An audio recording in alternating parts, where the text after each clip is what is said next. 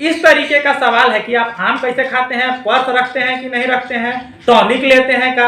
अगर ये पत्रकारिता है तो भाई शिक्षा, स्वास्थ्य, बेरोजगारी, किसान, आत्महत्या पर सवाल कौन पूछेगा। अब इस सब को जो लोग पूछ रहा है कि आम कैसे खाते हैं, काट के खाते हैं, चूस के खाते हैं, पर्स रखते हैं कि नहीं रखते हैं, और टॉनिक लेते हैं कि नहीं लेते हैं, काहे नहीं थकते हैं। अगर इस सब पत्रकारिता है तो चाटुकारिता किसको कहेंगे। अगर इनको हम पत्रकार कहेंगे तो भाई चाटुकार किसको कहेंगे। साथियों, ये मैंने विशाल गाजीपुरी जी का जो गाना था आया देश विक्रेता, उसका पूरा एनालिसिस किया है।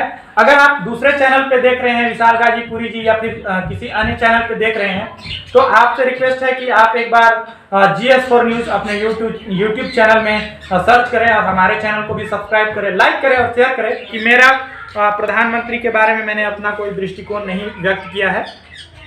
मैं प्रधानमंत्री जी का बहुत आदर करता हूं, चाहे जैसे भी हैं तो आखिर हमारे देश के प्रधानमंत्री जी। तो नमस्कार साथियों, आप देख रहे हैं GS4 न्यूज और मैं हूं मनीष। साथियों, आजकल एक विवाद है, एक लोक गायक या यूं कहें कि एक ऐसे कलाकार जो कि समाज में अपने गीतों के द्वारा लगातार जागरूकता फैला रहे हैं और लोगों को जागरूक करने में बहुत बड़ी भूमिका निभा रहे हैं। ये काम जो कि पत्रकारों का था, लेकिन अब क्या कहें, पत्रकार तो शायद कम ही बचे हैं, ज्यादा लोग तो पक्षकार बन चुके हैं। साथियों, विशाल गाजीपुरी का ही एक गाना है आया देश विक्रेता, जिसको लेकर काफी विवाद हो चुका है। खास करके जो मोदी प्रधानमंत्री जी के, आदरणीय प्रधानमंत्री के जो सपोर्टर हैं, या यूं कहें कि जो उनके डिवोटी हैं, भक्त हैं, पूजक हैं, वो लोग जो है कि सपना जी और विशाल गाजीपुरी जी को लगातार जो है धमकियां दे रहे हैं और उनसे कई तरह के सवाल पूछ रहे हैं कि आखिर तुमने ये गाया तो किस आधार पर गाया, क्या प्रमाण है, एक एक चीज का प्रमाण मांग रहे हैं। तो साथियों, आज जो उनका गाना है आया देश विक्रेता, इसको मैंने जितने भी उनके जो बोल हैं, जो भी शब्द हैं, जो भी लाइंस हैं, उसको, उस गाने को मैंने 10 भाग में बांटा है और उस गाने का जो भी वाक्य है जिसको कि गाया गया है, उन सब के पीछे का तथ्य निकाल के लाया हूं और सबूत के साथ, प्रमाण के साथ मैं लाया हूं। आज उनका जो गाना है, उनका एक एक लाइन और उसके पीछे का तर्क, यानी उसके पीछे का जो सबूत है, जो प्रमाण है, वो आपको मैं बताने वाला हूं। साथियों, सबसे पहले मैं आपको यह क्लियर करना चाहूंगा कि मेरी प्रधानमंत्री के साथ कोई भी जो है कि किसी तरीके का मतभेद हो सकता है व्यक्तिगत रूप से, लेकिन मेरी प्रधानमंत्री के प्रति कोई बुरी सोच नहीं है। मैं प्रधानमंत्री जी का बहुत आदर करता हूं, लेकिन जो सच्चाई है वो तो स्वीकारना ही पड़ेगा दोस्त। आखिर सच्चाई को कब तक छिपाया जा सकता है और सच्चाई से हम लोग कब तक मुंह मोड़ेंगे, क्योंकि सवाल देश का है। और एक बात जान लीजिए, प्रधानमंत्री लोग बनते हैं और उसके बाद फिर बदल जाते हैं, लोग आते हैं जाते हैं, लेकिन देश वही रहता है। तो हम सभी को चाहिए कि देश के प्रति समर्पित हों, देश के लिए निष्ठा रखें, ना कि सरकार के लिए, क्योंकि सरकार बदलती है, देश वही रहता है। तो आइए आज हम आप लोगों को बताते हैं विशाल गाजीपुरी जी का जो गाना है आया देश विक्रेता, उसका एक एक लाइन और उसके पीछे का जो प्रमाण है वो। तो शुरू करते हैं। सबसे पहला लाइन जो है वो ये है, जब भारत अपना बिखरा था तब चंद्रगुप्त ने अखंड किया। साथियों, मैं आपको बताना चाहता हूं कि भारत कई छोटे छोटे टुकड़ों में बटा हुआ था और लगातार इस पर आक्रमण हो रहा था। तब सबसे पहले जब चंद्रगुप्त का उदय हुआ तो चंद्रगुप्त ने ही अखंड भारत का स्थापना किया। चंद्रगुप्त मौर्य का जो साम्राज्य था वह अत्यंत विस्तृत था। इसमें लगभग संपूर्ण उत्तरी और पूर्वी भारत के साथ भारत के उत्तर में बलूचिस्तान, दक्षिण में मैसूर तथा दक्षिण पश्चिम में सौराष्ट्र तक विस्तृत भूभाग जो है वो चंद्रगुप्त मौर्य के साम्राज्य में सम्मिलित था। कालांतर में मौर्य वंश का पतन होता है और फिर से भारत धीरे धीरे खंडित होने लगता है और भारत कई टुकड़ों में बढ़ जाता है। और ये जो मैंने आपको अभी बात बताया, ये मैंने लिया है विकिपीडिया से। आप स्क्रीनशॉट भी देख सकते हैं उसके बाद साथियों मैं दूसरे लाइन पे आता हूं। उनका दूसरा लाइन है, विशाल गाजीपुरी जी का जो गाना है आया देश विक्रेता, उसका दूसरा लाइन है, फिर अपनी कलम के दम पे उसे भीमराव ने बुलंद किया। साथियों अभी मैंने आपको बताया कि अखंड भारत का सबसे पहले जो स्थापना हुआ वो चंद्रगुप्त मौर्य ने किया, और उसके बाद भारत कई सारे खंडों में बढ़ता गया। आधुनिक भारत में कई सारे खंड में भारत बटा, जाति के आधार पर, धर्म के आधार पर, क्षेत्र के आधार पर। मौर्य वंश के बिखरने के बाद लगातार भारत जो है कि टुकड़ों में बढ़ता गया। उसके बाद भारत अंग्रेजों का गुलाम हुआ, और अंग्रेजों के आने के बाद जब भारत आजाद हुआ अंग्रेजों से, तो उस समय भारत में 562 रियासतें थी जिनका की एकीकरण करने में सरदार वल्लभ भाई पटेल जी की महत्वपूर्ण भूमिका थी, जिसके कारण पूरा देश सरदार वल्लभ भाई पटेल को लौह पुरुष के नाम से उनको सम्मानित करता है और आदर पूर्वक याद करता है। लेकिन सरदार वल्लभ भाई पटेल ने देश को एकीकृत किया, लेकिन उस एकीकरण को, उस अखंड भारत को जो कि सरदार वल्लभ भाई पटेल ने जिसका सपना देखा, पुनः दोबारा चंद्रगुप्त मौर्य के बाद उसको लंबे समय तक एकीकृत रखने का बहुत बड़ा चुनौती था। तो उस भारत को लंबे समय तक एकीकृत करने के लिए, एकीकृत बनाए रखने के लिए, मजबूत बनाए रखने के लिए बाबा साहब भीमराव अंबेडकर ने हमें दुनिया का सर्वश्रेष्ठ संविधान दिया और भारत की एकता और अखंडता को बुलंद किया। तो इसमें क्या गलत है? हम अगली लाइन पे आते हैं, जो कि तीसरा लाइन है, जो कि इस प्रकार से है। विशाल गाजीपुरी जी का जो गाना है आया देश विक्रेता, उसका तीसरा लाइन यह है कि देश की कुर्सी पे अब तो ऐसा ठग है बैठा जो देश को ऐसे बेच रहा कि नाम पड़ा विक्रेता। साथियों ये लाइन है विशाल गाजीपुरी जी के गाने का।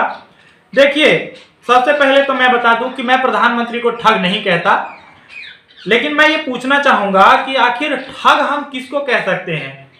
मेरे हिसाब से ठग हम उस आदमी को कहते हैं जो लोगों से झूठ बोलता है, झूठे वादे करता है और लोगों को मूर्ख बना के, झूठ बोल के कुछ काम करवा लेता है या कोई चीज ले लेता है, और अपना काम निकल जाने के बाद फिर वह अपने वादे से मुकर जाता है, अपनी बात से हट जाता है। यहाँ पर मैं आपको पीएम जो है हमारे आदरणीय नरेंद्र मोदी जी, उनके बातों को मैं कुछ बताना चाहता हूं। मैं पुनः कहता हूं, मैं प्रधानमंत्री को ठग नहीं कर रहा हूं, लेकिन उनके कुछ वादे मैं आपको याद दिलाना चाहता हूं। उनका जो सबसे बड़ा वादा था वो यह था कि सबके खाते में 15-15 लाख रुपया आएंगे। उसके बाद उनका दूसरा वादा था कि हर वर्ष 2 करोड़ रोजगार देंगे। उसके बाद उनका एक और वादा था कि पेट्रोल डीजल के दाम कम करेंगे और महंगाई को कम करेंगे। फिर उन्होंने कहा था कि रुपया को हम डॉलर से मजबूत करेंगे, और इसके अलावा प्रधानमंत्री जी ने कई सारे वादे किए थे जो कि आप न्यूज चैनलों पर, पेपर, प्रिंट मीडिया के माध्यम से या अलग अलग तरीके से आप लोग देखते होंगे। लेकिन फिलहाल मैं इसी वादों पर बात करना चाहूंगा, उनकी इन्हीं बातों पर बात करना चाहता हूं। मैं पूछना चाहता हूं कि क्या आपके खाते में 15 लाख आए, या कितने लोगों के खाते में 15 लाख रुपए आए? और ये बताइए कि महंगाई कम हुई क्या? पेट्रोल और डीजल के दाम कम हुए क्या? और मैं ये भी पूछना चाहूंगा कि रुपया जो है डॉलर से मजबूत हुआ क्या? खैर, अब मैं फिर आपको एक बात कहूंगा कि मैं प्रधानमंत्री जी को ठग नहीं कह रहा हूं, लेकिन सवाल यह है कि ऐसे व्यक्ति को जो झूठ बोलता है, उल जुलूल वादे करता है और फिर अपने वादों से मुकर जाता है, उस झूठे व्यक्ति को आखिर ठग ना कहें तो क्या कहें? कमेंट बॉक्स में आप अपना राय दे सकते हैं। चलते हैं विशाल गाजीपुरी जी के गाने के चौथे लाइन पे। उनका चौथा लाइन है, वो चाय बेचते बेचते अब बन गया देश विक्रेता। जैसा कि प्रधानमंत्री मोदी जी ने भी कई बार अब यह स्वीकार किया है कि वो बचपन में चाय बेचा करते थे, वडनगर स्टेशन हुआ करता था, वहां पे वो चाय बेचा करते थे। खैर वो उनका निजी मामला है, उस पर मैं बहुत ज़्यादा नहीं कहूँगा कुछ, लेकिन बात यह है कि देश विक्रेता किसको कहेंगे? जैसे मान के चलिए कि हमारे सामने एक गुलदस्ता है, ये गुलदस्ता है, मैं ये कह दूं कि मैं ये गुलदस्ता को नहीं बेचूंगा, लेकिन उस गुलदस्ता का एक एक फूल, एक एक पत्ता को मैं बेच दूंगा, तो आप बताइए कि मैंने गुलदस्ते को बेचा है या नहीं बेचा है? खैर आते हैं मुद्दे पर।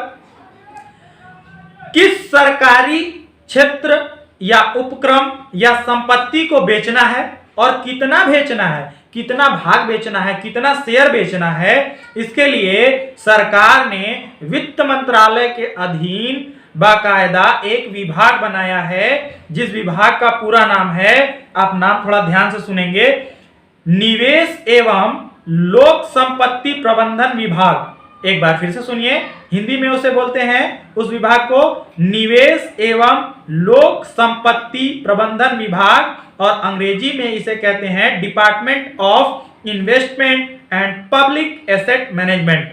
संक्षिप्त रूप से इसे दीपम कहते हैं। दीपम सुनने के बाद कितना अच्छा नाम लग रहा है ना, लेकिन वास्तविकता क्या है, यह जो है कि एक विभाग है वित्त मंत्रालय के अधीन, जो यह निर्धारित करता है कि सरकारी क्षेत्र के किस उपक्रम को किससे बेचना है, कितने में बेचना है, किन शर्तों पर बेचना है और इसका कितना भाग बेचना है, या यूं कहें कि लीज पर देना है, कितने समय के लिए लीज पर देना है। ये इस दीपम का काम है। और यह जो मैं आपको एक चीज बता दूं कि सरकार कौन कौन सी कंपनी बेच रही है और कितना बेच रही है, इसकी जानकारी जो है कि आप वित्त मंत्रालय के आधिकारिक सूचना तंत्र से ले सकते हैं। लेकिन फिलहाल कुछ चीजों की मैं यहाँ पे बात आपको करना चाहूंगा, बताना चाहूंगा, जो कि सरकार ने किसको कितने में बेचा है और कितने समय के लिए बेच रही है और आगे भी क्या बेचेगी, वो आप अलग अलग स्रोतों से पता कर सकते हैं। लेकिन कुछ एक चीजों के बारे में मैं आपको यहाँ पे बता रहा हूँ। लाल किला जो कि एक तरह से कहें तो भारत के लिए गौरव का मामला है, गौरव होता है लाल किला पर पूरे भारतीय को। तो लाल किला जो है उसे डालमिया ग्रुप को 5 वर्षों के लिए दे दिया गया है, और डालमिया ग्रुप 5 वर्षों में लाल किले पर 25 करोड़ रुपए खर्च करेगी। और यह जो मैंने अभी आपको बात बताई, यह मैंने एबीवीपी न्यूज के 28 अप्रैल 2018 के रिपोर्ट से लिया है। उसके बाद आगे बढ़ते हैं, एयरपोर्ट में आते हैं। तो मुंबई का छत्रपति शिवाजी, एक बार फिर से सुनिएगा, मुंबई का छत्रपति शिवाजी अंतरराष्ट्रीय हवाई अड्डा अडानी ग्रुप को बेच दिया गया है। जी हाँ साथियों, इसका 74% हिस्सा अडानी ग्रुप को दे दिया गया है। पिछले साल भारत सरकार ने 12 एयरपोर्ट को लीज पर देने का ऐलान किया था, जिनमें से 6 एयरपोर्ट जिनके की नाम इस प्रकार हैं, आप थोड़ा नाम ध्यान से सुनिएगा साथियों, तिरुवनंतपुरम, अहमदाबाद, जयपुर, लखनऊ, मंगलुरु और गुवाहाटी अडानी ग्रुप को ऑलरेडी दे दिया गया है। यानी ये सभी जो एयरपोर्ट्स हैं वो अडानी ग्रुप के नियंत्रण में कार्य कर रही हैं। अब जो है कि निजी क्षेत्र की दूसरी सबसे बड़ी एयरपोर्ट कंपनी बन गई है अडानी ग्रुप, और यह जो मैंने अभी आपको बताया, यह एबीवीपी न्यूज से 1 सितंबर 2020 की रिपोर्ट से मैंने इसको लिया है। उसके बाद आगे बढ़ते हैं। 2 जुलाई 2020 को न्यूज तक के रिपोर्ट के अनुसार 109 रूटों पर 151 जोड़ी प्राइवेट ट्रेनें चलेंगी, और नेशनल दस्तक के अनुसार, नेशनल दस्तक के 10 जुलाई 2017 की रिपोर्ट के अनुसार जिन स्टेशनों को सरकार बेचने वाली है या बेच चुकी है या लीज पर दी है, उनके नाम इस प्रकार से हैं: Lokmanya Tilak terminals, Mumbai central, Borivali, Pune, Visakhapatnam, Allahabad, Kanpur central, Kamakhya, Faridabad, Jammu Tawi, Udaipur city, Secunderabad, Vijayawada, Ranchi, Kozhikode, Yesvantpur, Bangalore cantt, Bhopal और इंदौर। ये सारे रेलवे स्टेशनों को बेचने की बात कही गई है, और ये जो मैंने सूचना प्राप्त किया है, ये नेशनल दस्तक के 10 जुलाई 2017 की रिपोर्ट के अनुसार मैं आपको बता रहा हूं। अब बढ़ते हैं विशाल गाजीपुरी जी के आया देश विक्रेता के 5वें लाइन की ओर। 5वां लाइन को मैंने इस प्रकार से अलग किया है: आया देश विक्रेता, देखो आया देश विक्रेता। और लोग का ये मानना है कि ये कमेंट मोदी जी के लिए है।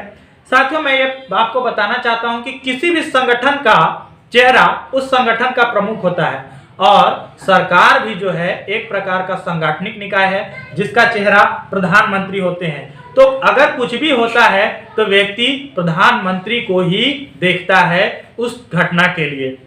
तो साथियों, मैं आपको बता दूं एक बार पुनः कि मैं प्रधानमंत्री जी का बहुत आदर करता हूं। मैं उन्हें देश विक्रेता तो नहीं कहता, लेकिन कुछ सवाल है जो कि पूछना चाहता हूं। मैं ये पूछना चाहता हूं कि जो देश की संपत्ति को धड़ाधड़ निजी हाथों में सौंप रहे हैं, उसे अगर देश विक्रेता ना कहें तो क्या कहें? आप ये बताएं कि आपका एक घर है, जो एक घर है, अगर उस घर का कोई व्यक्ति घर के सामान को लगातार बेचते जाए, जमीन बेच दे, बर्तन बेच दे, एक रूम बेच दे या भाड़े पे दे दे या कुछ इस तरीके से करे, तो आप उसे घर विक्रेता कहेंगे या नहीं कहेंगे? तो उसी प्रकार से अगर कोई देश की संपत्ति को अगर लगातार अगर निजी हाथों में दे रहा है तो उसे देश विक्रेता नहीं कहेंगे तो क्या कहेंगे? आप बताइएगा। मैं उन्हें देश विक्रेता नहीं कह रहा हूं। बढ़ते हैं आगे। विशाल गाजीपुरी जी का जो अगला लाइन है वो यह है, काला धन लाऊंगा कह के भारत का कोष ही साफ किया। अगला लाइन आप ध्यान से सुन लीजिए, काला धन लाऊंगा कह के भारत का कोष ही साफ किया। साथियों, दी लल्लन टॉप की 27 अगस्त 2019 की खबर के मुताबिक सरकार ने आरबीआई से यानी रिजर्व बैंक ऑफ इंडिया से 1,76,000 करोड़ रुपया लिया है। और ये जो 1,76,000 करोड़ रुपए थे वो आरबीआई आपात स्थिति के लिए रखता था। आपात स्थिति मतलब देश में कोई संकट खड़ा हो जाए, पैसे की अभाव हो जाए, मतलब बहुत बड़ा संकट हो जाए, जब कोई विकल्प नहीं रह जाए तो आरबीआई जो पैसा रखता था वो देश के लिए देश हित में इस्तेमाल करना था। आरबीआई जो है कि ये पैसा सरकार को देना नहीं चाहती थी, लेकिन सरकार ने अपने शक्तियों का प्रयोग किया, जैसे तैसे करके अंततः आरबीआई से 1,76,000 करोड़ रुपया ले ही लिया। उसके बाद मैं आपको एक बात और बताना चाहूंगा कि दी लल्लन टॉप के ही 21 जनवरी 2019 की रिपोर्ट के अनुसार नरेंद्र मोदी जी भारत देश के पहले ऐसे पीएम हैं जिन्होंने विश्व बैंक से सबसे ज्यादा कर्ज लिया है। मैं आपको फिर से बता दूं, दी लल्लन टॉप के 21 जनवरी 2019 के रिपोर्ट के मुताबिक प्रधानमंत्री नरेंद्र मोदी जी पहले ऐसे प्रधानमंत्री हैं जिन्होंने विश्व बैंक से सबसे ज्यादा कर्ज लिए हैं। जी हां साथियों, देश का कर्ज 49% बढ़ गया है। देश का कर्ज 49% बढ़ गया है। और यही नहीं साथियों, मोदी सरकार ने आम जनता से भी अर्थात हमसे आपसे भी बॉन्ड के जरिए 68 लाख करोड़ रुपए कर्ज लिए। हमसे और आपसे भी मोदी सरकार ने बॉन्ड के जरिए 68 लाख करोड़ रुपए का कर्ज लिया है। यह जो मैं अभी सूचना दिया, यह मैंने आपको दी लल्लन टॉप न्यूज के स्रोत से दिया। उसके बाद विशाल जी का जो अगला लाइन है वो इस प्रकार से है, श्रमिकों को भूखे मार रहा, धनिकों का कर्ज भी माफ किया। ध्यान से सुनिएगा, श्रमिकों को भूखे मार रहा और धनिकों का कर्ज भी माफ किया। साथियों, मैं पूछना चाहता हूं कि श्रमिक किसे कहते हैं? मेरे ख्याल से श्रमिक मजदूर को कहते हैं, किसान को कहते हैं, या जो लोग भी असंगठित क्षेत्र में काम कर रहे हैं या संगठित क्षेत्र में जो काम कर रहे हैं उन्हें हम श्रमिक बोलते हैं। खास तौर से आम बोलचाल भाषा में अगर कहें तो श्रमिक वैसे लोग को कहते हैं जो असंगठित क्षेत्र में काम करते हैं, छोटे पदों पे जो काम करते हैं।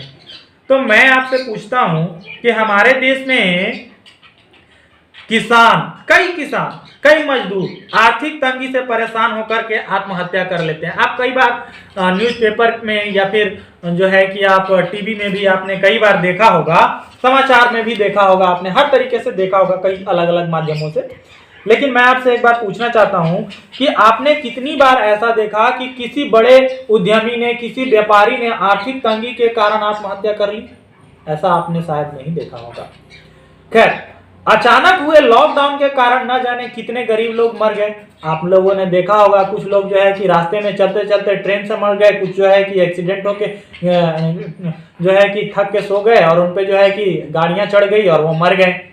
तो इस तरीके से कई लोग जो है कि ऐसे ही मर गए, भूखे मर गए लॉकडाउन के दौरान, और उससे पहले भी किसान आत्महत्या कर रहे थे। अगर भूख की बात करें तो ग्लोबल हंगर इंडेक्स यानी कि विश्व भूख सूचकांक में भारत का स्थान 94वां स्थान है।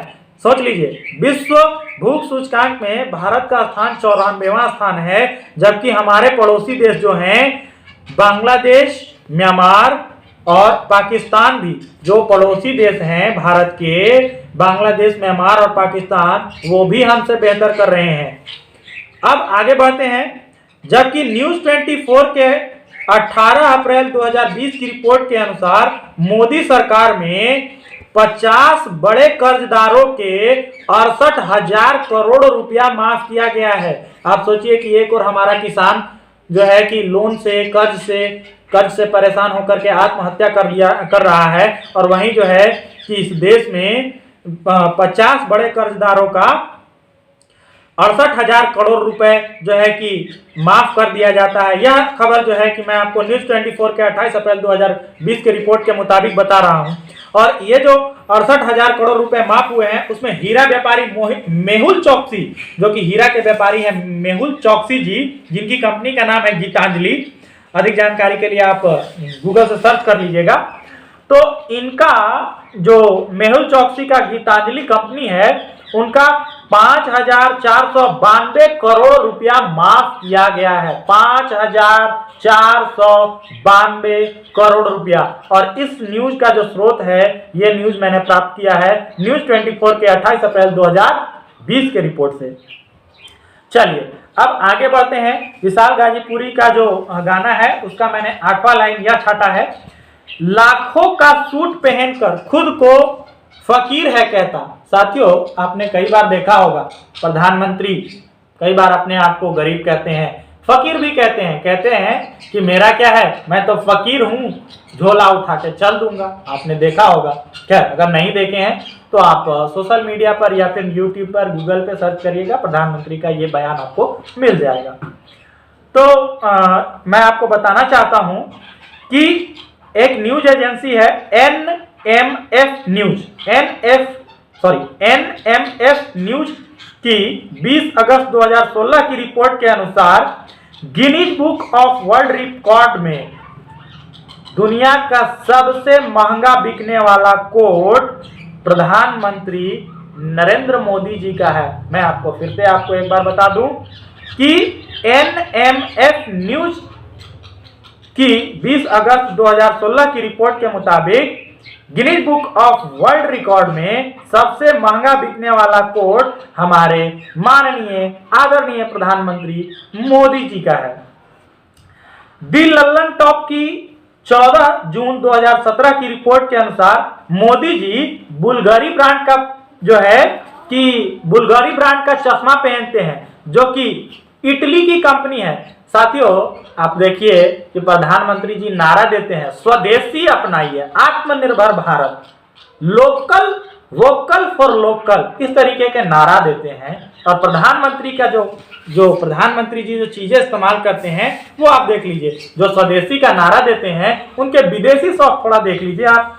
दी लल्लन टॉप की 14 जून 2017 की रिपोर्ट के अनुसार मोदी जी बुल्गारी ब्रांड का चश्मा पहनते हैं, जो कि बुल्गारी जो कंपनी है वह इटली की है। और इनकी जो कीमत होती है चश्मे की, वो 30,000 से 40,000 के बीच चश्मा का कीमत होता है। चश्मा का कीमत 30,000 से 40,000 के बीच की होती है। और कंपनी है बुल्गारी, और वो भी इटली की है, वही इटली जहां से मैम है। आप समझ ही रहे होंगे कौन से मैम है।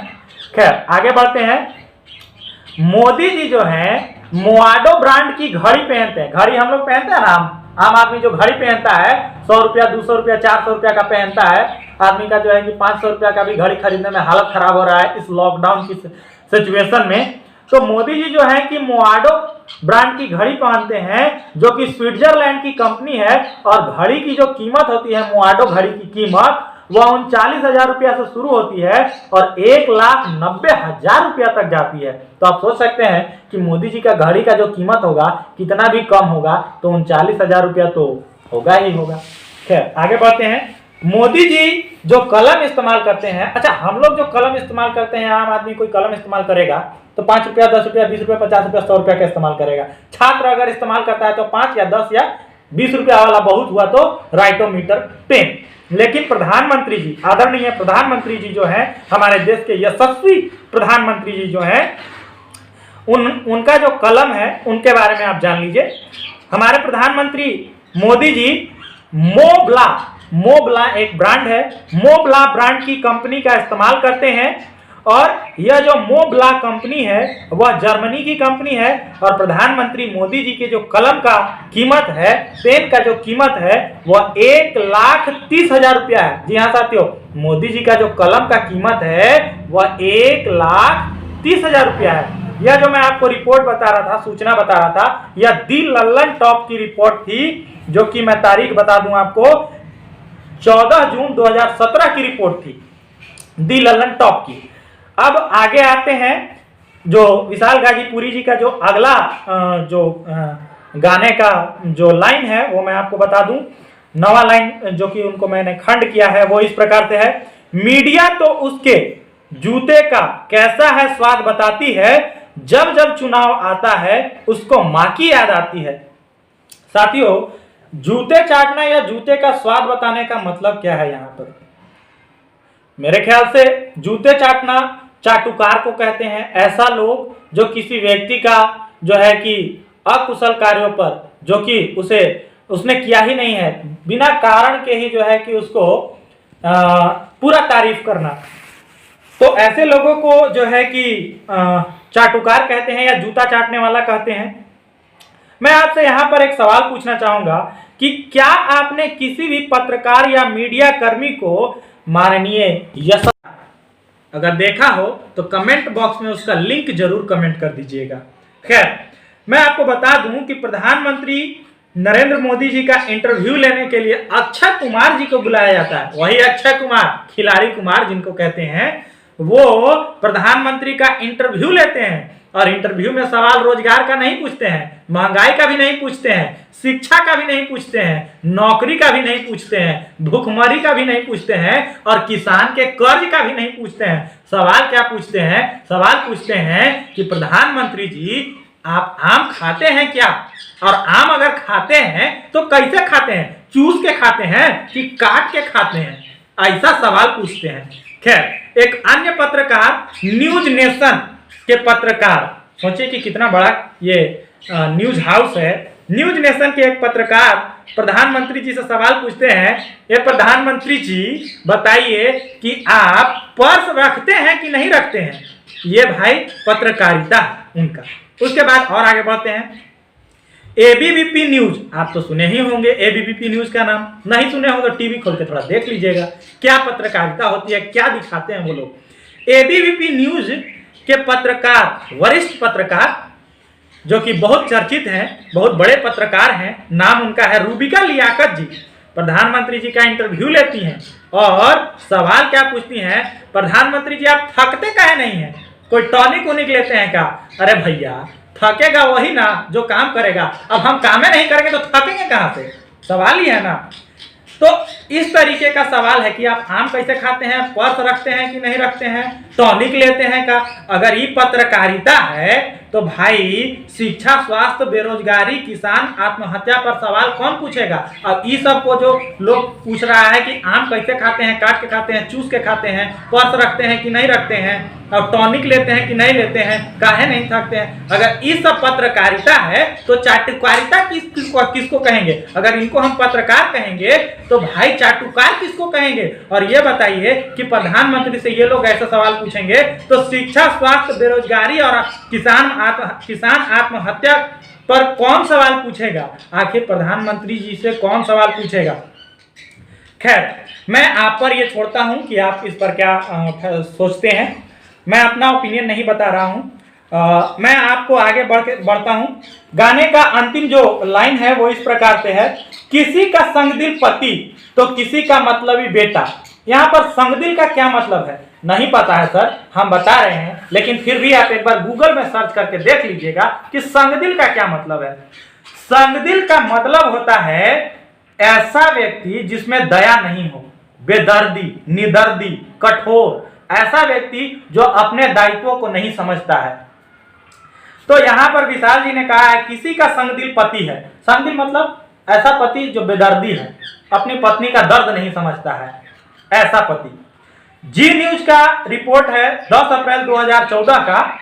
तो जी न्यूज जो कि प्रधानमंत्री के सपोर्टर्स बहुत पसंद करते हैं, तो वही जी न्यूज के 10 अप्रैल 2014 का रिपोर्ट के अनुसार मोदी जी ने जो है कि 45 वर्ष तक अपनी पत्नी की बात या अपनी शादी की खबर को छिपाते रहे और 45 साल तक कभी भी अपनी पत्नी का नाम उन्होंने सार्वजनिक नहीं किया और अपनी पत्नी को कभी भी पत्नी का दर्जा नहीं दिया, तलाक भी नहीं दिया और साथे भी नहीं रखे। और 2014 में जब लोकसभा चुनाव हो रहा था तब प्रधानमंत्री जी जो हैं कि चुनाव आयोग जब सख्ती से कहा कि जितने भी उम्मीदवार हैं सभी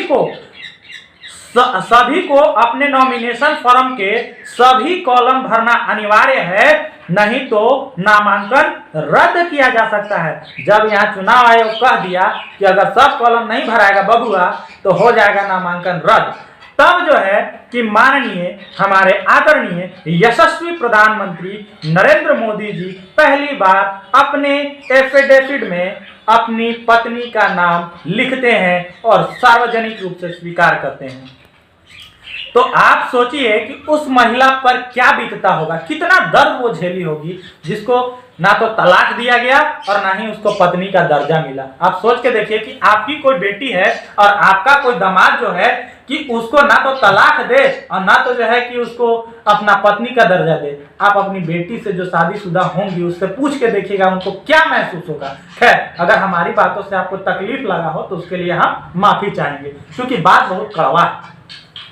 आगे बढ़ते हैं, कहते हैं कि किसी का मतलबी बेटा, तो भाई मतलबी बेटा का मतलब क्या है? देखिए, माँ का आदर जो है, माँ का मान सम्मान हमारे समाज में बहुत है और हम सभी की माँ है, हम लोग सभी अपने माँ की बहुत आदर करते हैं। लेकिन बात यह है हम लोग माँ के पास रहते हैं या नहीं भी रहते हैं, कुछ लोग विदेश में काम करते हैं तो माँ के पास नहीं रहते हैं, लेकिन जब भी कोई आदमी माँ के पास आता है तो माँ को पैर छूता है, पैर दबाता है, सेवा करता है, लेकिन उसका ब्रांडिंग नहीं करता है, फोटो नहीं खिंचवाता है, उसका जो है कि पूरा देश में उसको वायरल नहीं करता है। आप देखिए कि इनसे पहले भी प्रधानमंत्री बने, प्रधानमंत्री हमारे कई सारे प्रधानमंत्री हुए, आप किसी भी प्रधानमंत्री का माँ का फोटो आप देखें उस हिसाब से ब्रांडिंग करते हुए, जिस हिसाब से ये हमारे माननीय यशस्वी प्रधानमंत्री जी आज के समय में कर रहे हैं। मैं पूछना चाहता हूं कि इनसे जो पहले प्रधानमंत्री बने क्या उन लोगों की माएँ नहीं थी क्या? या देश में कई सारे और भी नेता हैं, मुख्यमंत्री भी हैं, मुख्यमंत्री भी कोई छोटा आदमी नहीं है, क्या उन लोगों ने इस तरीके से ब्रांडिंग की? मतलबी कहने का मतलब क्या है? मतलबी कहने का मतलब ये है कि अपना मतलब हुआ तब गए और बाकी फिर भुला गए। मैं पूछना चाहता हूँ कि क्या प्रधानमंत्री जी अपनी माता का सेवा एक आदर्श बेटा के रूप में करते हैं? अब प्रधानमंत्री जी को हम मतलबी मत नहीं कर रहे हैं, हमको मत कहिए कुछ, ठीक है? आप अपना विचार बनाइए कि क्या प्रधानमंत्री जी अपना माँ का एक आदर्श बेटा के रूप में सेवा करते हैं? नहीं करते हैं कि करते हैं? खैर, हम लोग तो फोटोबाजी नहीं करते हैं, माँ की सेवा हम लोग करते हैं, दवाई लाने जाते हैं, हम लोग कभी भी अपने माँ को बैंक में लाइन में खड़ा नहीं होने देंगे। क्यों? क्योंकि जब खड़ा होने की बारी होगा तो उनके बदले हम खड़ा होंगे। ऐसा थोड़ी है कि हम हमारे रहते हुए हमारी माँ खड़ा रहेगी तो भाई हम काहे के लिए हैं जब माँ को खड़ा होना पड़ेगा। तो साथियों, ये मैंने विशाल गाजीपुरी जी का जो गाना था आया देश विक्रेता, उसका पूरा एनालिसिस किया है। अगर आप दूसरे चैनल पे देख रहे हैं विशाल गाजीपुरी जी या फिर किसी अन्य चैनल पे देख रहे हैं तो आपसे रिक्वेस्ट है कि आप एक बार GS4 न्यूज़ अपने यूट्यूब चैनल में सर्च करें और हमारे चैनल को भी सब्सक्राइब करें, लाइक करें और शेयर करें। और एक बार फिर मैं आपको कहना चाहूँगा कि मेरा प्रधानमंत्री के बारे में मैंने अपना कोई दृष्टिकोण नहीं व्यक्त किया है।